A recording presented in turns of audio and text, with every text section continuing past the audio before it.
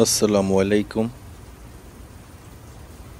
সৃষ্টিকর্তার যত প্রশংসা করবেন ততই কম মনে হবে।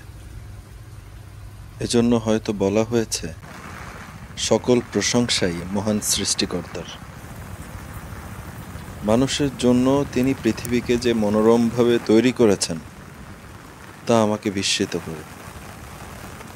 সত্যি আমি যখনই প্রকৃতির মাঝে থাকি আমি অবাক হই, আবার ভয়ও পাই কিছুটা। আজ তার সৃষ্টি নতুন রূপে সেজেছে। ভোর থেকেই মুষলধারে বৃষ্টি হচ্ছে। হাউসবোটের বাইরে থেকে বৃষ্টি উপভোগ করতে বোটের ছাদে চলে আসি। কি অপরূপ দৃশ্য! পেছনে মেঘালয় রাজ্য, সামনে টাঙ্গুয়ার হাওর, আর এদের মাঝখানে আমি।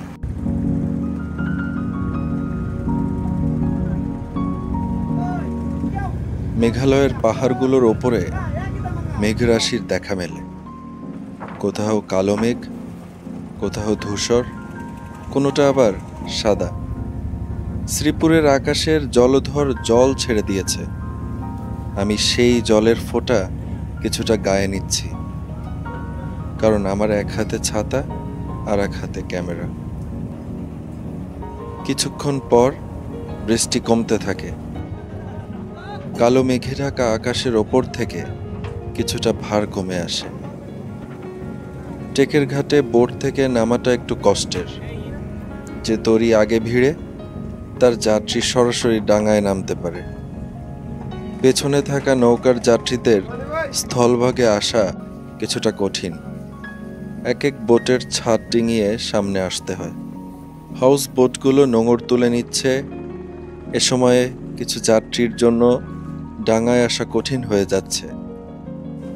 রাতে থাকা হাউস বোটগুলো একে একে টেকের ঘাট ছেড়ে দিচ্ছে।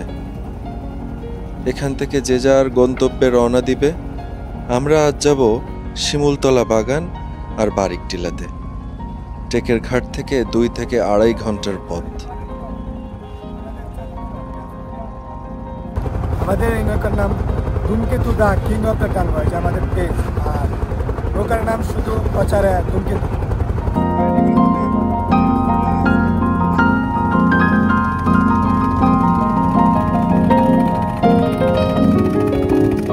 এই ওয়াটবার শুক্র শনিবার ওইবারে একটু দামটা বেশি করে, আবার শুক্র শনিবার যদি বাদ হয়। শুক্র শনিতে বর্ষাকালে কেমন দাম? ওইটা ধরেন ওটা ডিপেন্ড করে আপনার বন্ধ বাড়ে। যখন সরকারি বন্ধ তখন একটু দামটা বেশি হয়, যখন সরকারি বন্ধ না হয় তখন একটু কম পড়ে। ধরেন আপনাদের মনে হয় যে প্যাকেজ 6,000 টাকা প্যাকেজ করতেছে। আচ্ছা, ধরেন আবার মাসের করে পরে আসলে তখন এরকম ডিমান্ড থাকবো না, আপনার 4,000 টাকা প্যাকেজে বুঝতে পারবেন। তখন 4,000 প্যাকেজে কতজন মিনিমাম আপনারা রাখতে পারেন? আমাদের নৌকার মধ্যে 12 জনের ক্যাপাসিটি।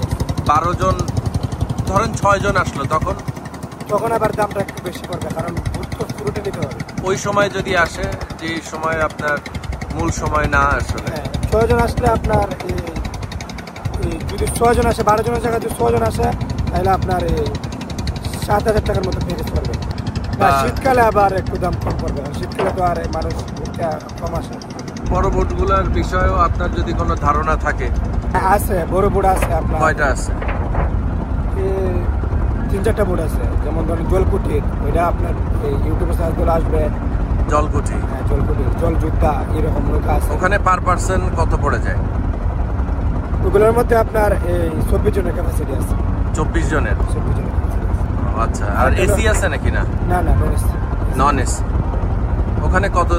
একই দামই পড়ে আর কি? 6 দাম বলতে আপনার এরকম। আবার আমারটার চাইতে ধরেন আমারটার চাইতে অনেক সুন্দর হবে, বা আমারটার চাইতে হাই লেভেলের নৌকা হবে, কিন্তু দামটা একটু বেশি পড়বে। এরকম দাম এসি গুলা প্রায় 10 ছাড়াই যায়।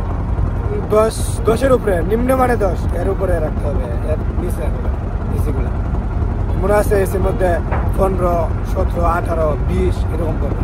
ধূমকেতু কবে কিনলেন? আমাদের ধূমকেতু নিজে বানাইছি, এটা আমাদের নিজে বানানো, কিনি নাই। আপনারা তৈরি করছেন? নৌকা আগে থেকেই আপনারা তৈরি করতেন নৌকার আমরা সাথে? আগে থেকে ধরেন এই জায়গা তো আপনার 7-8 বছর ধরে পর্যটক আসে, এর আগে পর্যটক আসতো না। তখনও আমরা এরকম নৌকা নিয়ে চলাচল করতাম। ধরেন এই যে থাইর বোট মধ্যরাগর এরকমভাবে নৌকা চালাইতাম। এখন বর্তমানে পর্যটক আসে, পর্যটক আসার পর আমরা পর্যটক নিয়ে ঘোরাফেরা। এটার উন্নতি 7-8 বছর ধরেই হয়েছে। হ্যাঁ, এর আগে এরকম পর্যটক আসছিল না, স্পটও আসছিল না। এখন 7-8 বছর ধরে স্পট আছে, মানুষ ঘুরতে আসে। না ভাই, আপনার ফোন নাম্বারটা একটু মুখে বলে দিন। 01988367709। তো মুন্না ভাইয়ের নাম্বারটা আপনারা শুনলেন, তো আপনারা অবশ্যই যদি এই রেঞ্জের, আপনারা তো শুনলেন আমাদের কথা, আমরা যেভাবে এই হাওর ভ্রমণ করেছি এবং এর মুগ্ধতায় আমরা কিছু সময় পার করলাম। এই হাওরের এই ধরনের অভিজ্ঞতা নিতে হইলে এবং এই ধরনের বোট আপনারা যদি অ্যাভেল করতে চান তাহলে অবশ্যই মুন্না ভাইয়ের সাথে যোগাযোগ করবেন। মুন্না ভাইয়ের আতিথেয়তায় আমরা আসলেই খুবই মুগ্ধ এবং আশা করি এরপরেও যদি আমরা এইভাবে ভ্রমণ করি আমরা মুন্না ভাইয়ের নৌকাতেই আসব, এটা আমরা আশা রাখি এবং মুন্না ভাইও আরও আমাদের প্রতি যত্নশীল হবেন। চলে এসছি।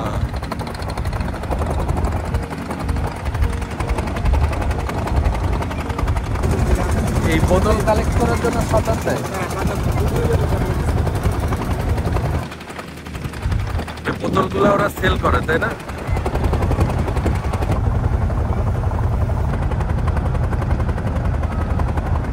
সময় পেলে ঘুরেন? জি, নিজেরা সময় পেলে তো অবশ্যই ঘুরি, কারণ ঘোরাফেরা করলে সবারই মন ভালো থাকে। আমরা যখন অবসর পাই তখন বন্ধু বান্ধব নিয়ে আমরা ওই জায়গার মধ্যে ঘুরি। নিজেদের এলাকা আপনাদের? জি। এই হাওড়ে আপনারা, আপনার বাবা, আপনার দাদা, ওনারা ছিলেন, তাই তো? এই হাওড়ের প্রতি ভালোবাসা তো অনেক আপনাদের।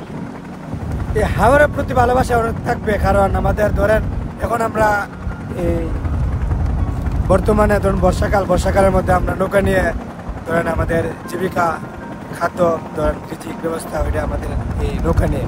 যখন এই হাওরে পানি থাকে না তখন আবার এই হাওরের মধ্যেই আমরা জীবিকা, কারণ আমরা হাওরের মধ্যে যখন এই 6 মাস জীবিকা তখন এই হাওরের মধ্যে মাছ মারি, তারপর ধান ফসল করি। যে দেখছেন না যে নদীপথে আসতে বড় বড় হাওরগুলো, ওগুলোর মধ্যে আমরা নিজেরা চাষ করি। কিন্তু ওনারা তো বলে যে মাছ মারা নাকি নিষেধ। ঠিক আছে, নিষেধ তো ধরেন, কিন্তু হাওড় এলাকার মানুষ আমরা তো বাঁচতে হবে, যে মাছ মেরে বাঁচতে হয়। কিছু কিছু জায়গা দেখলাম যে পুরা পানি দ্বারা বেষ্টিত, মাঝখানে শুধু ওইটুক জায়গা, ওদের নিজস্ব কি নৌকা থাকে নাকি? জি, ধরেন এই যে এখন বর্তমানে যে জায়গা আছে, এখন এই যে বাড়িটা দেখতেছেন,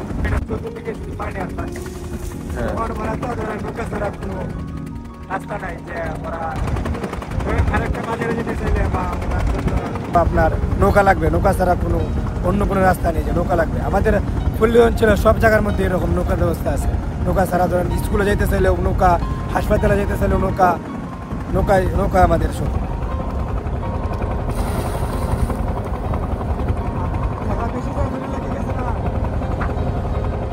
এই যে ঘরটা আমরা দেখতেছি, কেউ যদি নৌকার সাহায্য চায় অনেকে তো মনে হয় আগায় আসে নাকি? হ্যাঁ, অনেকে আগায় আসে, কারণ আমাদের এই বন্যার বিপদে আরেকজন আগায় আসতে হয়, কারণ আমি নিজেও বিপদে পড়তে পারি। এই জন্য কারণ উনি বিপদে পড়ছে, আমি চাইতেছি, আমি বিপদে পড়ছি, আইতেছে, এরকমভাবে আমাদের চলতে হয়।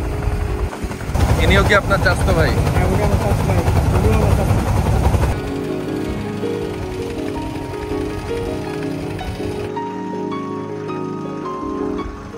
হাউসবোটটি ধীরে ধীরে এগোচ্ছে হাওরের বুক চিড়ে, যেন জলরাশির এক বিশাল ছবির ওপর আমরা ভেসে যাচ্ছি। পানির নিচে আকাশের প্রতিচ্ছবি, আর চারপাশে শুধুই ট্রলারের ধ্বনি। বর্ষায় ঘর গিলে খায় পানি, আর শুকনোয় উর্বর মাটিতে জন্ম নেয় ধান, মাছ আর আশার গল্প।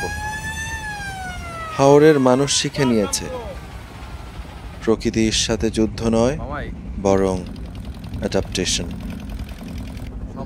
মুন্না ভাইয়ের কাছ থেকে জানতে পারি টেকের ঘাট থেকে জাদুকাটা নদী পর্যন্ত হাওরের কিছু জায়গা আছে যেখানে হঠাৎ পাহাড়ি ঢল নেমে আসে। এই ঢল কখনো কখনো ভয়াবহ রূপ নেয়। স্থানীয় বসতবাড়ি, ফসলের জমি, এমনকি বাড়িঘর পর্যন্ত ভেসে নিয়ে যায়।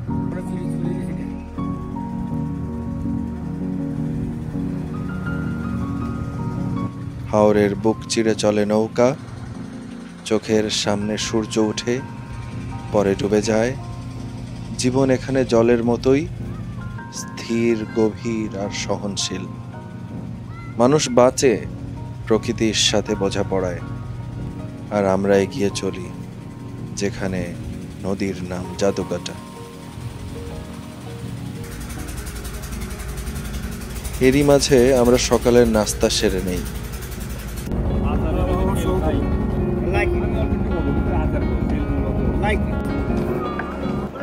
অনেক বাজে বাজে কথা চাই কন্টেন্ট।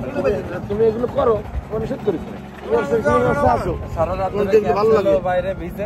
যাত্রা যত এগোতে থাকে, হাওরের স্থির জলরাশি ধীরে ধীরে পেছনে পড়ে, আর সামনে ধরা দেয় পাথরের রাজত্ব, জাদুকাটা নদী। পানির রং বদলায় হালকা সবুজ থেকে গভীর সবুজ অথবা নীল।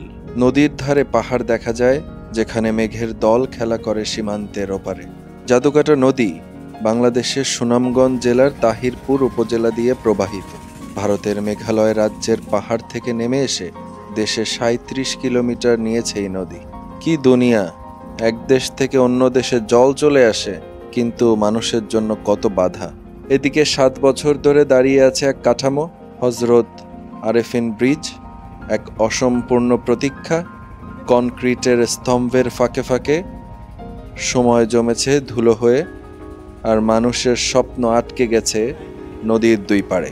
সিলেটের ইতিহাসে জানা যায় শাহ আরেফিন রহমতুল্লাহ আলাইহি ছিলেন হজরত শাহজালাল রহমতুল্লাহ আলাইহের একজন সঙ্গী। তার নামেই এই ব্রিজটির নামকরণ করা হয়েছে। দেখতে দেখতে আমরা পৌঁছে যাই এশিয়ার সব থেকে বড় শিমুল বাগানে। সুনামগঞ্জের তাহিরপুর উপজেলায় এই জায়গাটি পরিচিত এক অসাধারণ প্রাকৃতিক বাগান হিসেবে। জয়নাল আবেদিন এক ব্যবসায়ী, কিন্তু তার ভিতরে লুকিয়ে ছিল প্রকৃতির এক কবি। নদীর পাড়ে নিজের ২৪০০ শতক জমিতে তিনি বুনে দেন এক লাল স্বপ্ন। রোপণ করেন প্রায় ৩,০০০ শিমুল গাছ। বসন্তের প্রতিটি পাতায়, প্রতিটি ডালে এক এক করে ফুটে ওঠে শিমুলের লাল পাপড়ি, আর গড়ে ওঠে এক রক্তিম রাজ্য, একটি রূপকথার বাগান।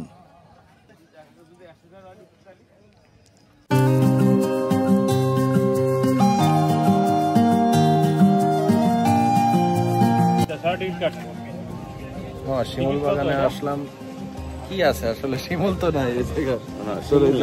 বন্ধু ১৩ নম্বরের শিমুল নাই, শিমুল বাইরে, শিমুল বাগান ফুলও তো ফোটেনি না, ফুল শীতের সময় ফুটবে। শীতের সময়? হ্যাঁ, এখন শীত। কিন্তু পরিবেশটা মনে হচ্ছে ভেতরে খুব ভালো। বাতাস দেখছো সে জায়গায়? বিশাল বাতাস। প্রতি বছর বসন্তে যখন হাজারো শিমুল ফুল ফোটে, এলাকা রক্তিম এক রূপ ধারণ করে। তবে এখন বর্ষা, শিমুল ফুল নেই, কিন্তু নদীর পাড় ঘেঁষা গাছের সারি এখনো সৌন্দর্যের চুপচাপ বার্তা দেয়। চারপাশে নীরবতা, বাতাসে ভাসে কাঁচা মাটির গন্ধ। তখনই দেখা মেলে এক ছোট্ট মেয়ে খাদিজার। হাতে কিছু কাঁচা আমড়া, চোখে মায়াভরা হাসি। আমাদের দিকে এগিয়ে এসে বলে, ফোন দেন, একটা ছবি তুলে দিই। আমরা রাজি হই। সে মাটি থেকে উঠে দাঁড়িয়ে খুব আগ্রহ আর যত্ন নিয়ে আমাদের ছবি তোলে। তার চোখে যেন শিল্পীর মতো একটা দৃষ্টি।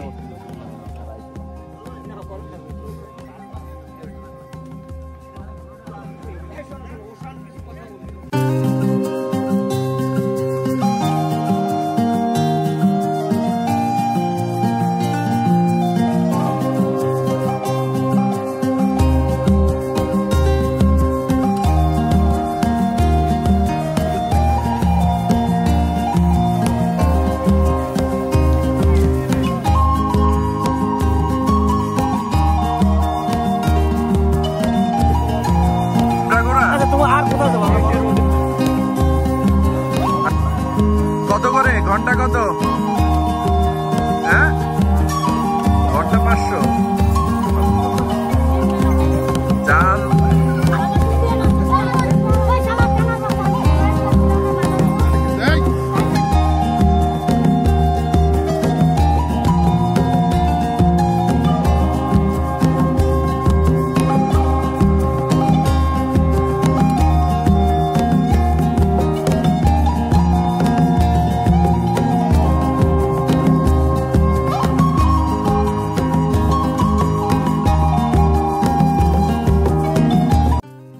আমরা হাঁটতে হাঁটতে যখন ফিরে আসছি, রাস্তায় কয়েকজন পথশিশু আমাদের দিকে এগিয়ে আসে, হাতে বাদামের ঠোঙা। তারা বাদাম বিক্রি করতে এসেছে, কিন্তু মুখে ছিল খেলার কথা, চোখে ছিল গল্প বলার স্বাদ। আমরা তাদের সঙ্গে কথা বলি, হাসি, আর ওদের কাছ থেকে বাদাম কিনি।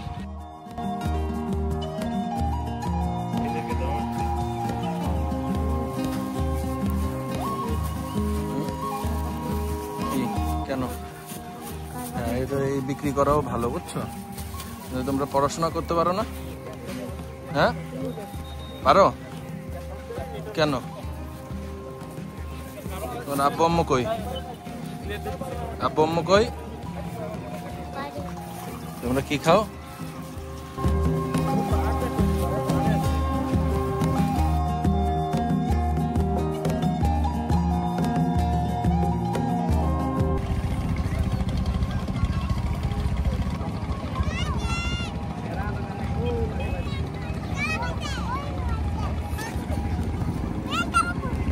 এক, দুই, তিন।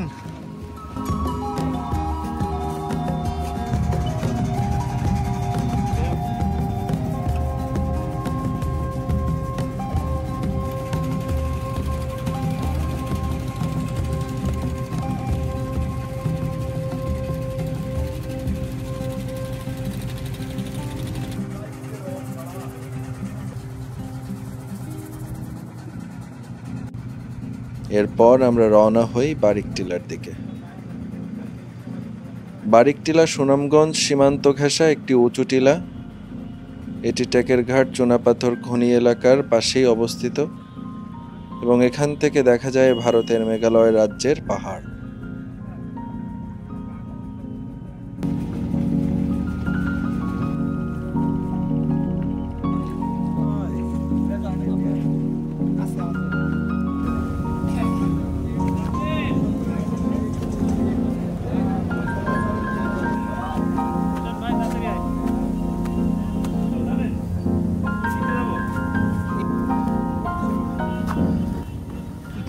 এই যে দেখুন, আমরা সেই বারিকটিলায় যাচ্ছি।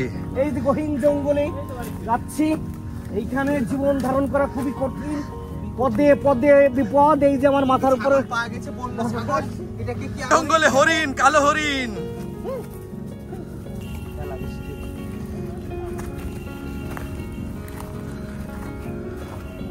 টিলায় উঠে দাঁড়ালেই সামনে মেঘ, পাহাড়, ঝর্ণা আর জলরাশি সব এক ফ্রেমে ধরা দেয়। আমাদের চোখে ধরা পড়ে দূরের 4টি ঝর্ণা। সেগুলো মেঘালয়ের গহীন পাহাড় থেকে নেমে এসেছে, যেন আকাশ কাঁদছে আর তার অশ্রু গড়িয়ে পড়ছে নিচে। আমাদের সঙ্গী জিকোর চোখে ধরা পড়ে আরেকটি ঝর্ণা, মেঘের ফাঁক গলে, যেটা শুধু ওর দৃষ্টিতেই ধরা দেয়। এত মানুষ মনে হয় এসএসসি পরীক্ষার সময় পাওয়া যায় না। এখানে এই ছাগল আর এই জিকোর মধ্যে কোনো পার্থক্য নাই। সীমান্ত এলাকা, বাংলাদেশের শেষ সীমানা। সীমান্ত এলাকায় ড্রোন ওড়ানো নিষেধ।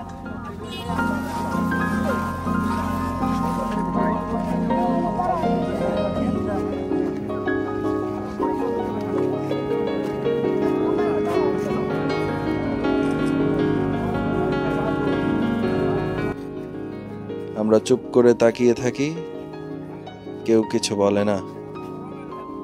চারিপাশে সবুজের ঢেউ, বাতাসে ঝর্ণার গর্জন, আর মাথার ওপর সূর্য ও মেঘ যেন ছুঁয়ে যায় আমাদের কাঁধে।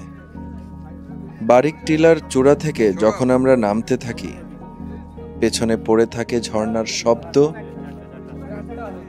মেঘে ঢেকে থাকা পাহাড় আর বাতাসে মিশে থাকা এক অদৃশ্য টান। আমরা ভেবেছিলাম বুঝি শেষ হলো এই যাত্রা, কিন্তু প্রকৃতি তখনও আমাদের জন্য রেখে দিয়েছে আরো এক বিস্ময়। ফেরার পথে হঠাৎ পৌঁছে যাই এমন এক স্থানে যেখানে চোখ আগে কখনো ছুঁয়ে দেখেনি সে দৃশ্য।